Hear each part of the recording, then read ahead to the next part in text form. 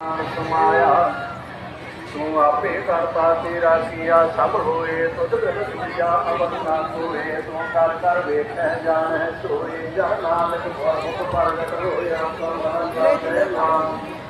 देख सरवरण पहले निवासा पानी पावन तेरे जीना पंथ गुरु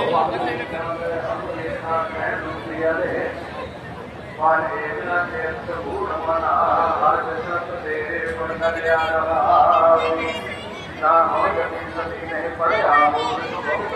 देवरिया गोरख दिए तेरी बरिया अमर आज तेरा कृपा ना काम निस्तार भव जल ताप कह जा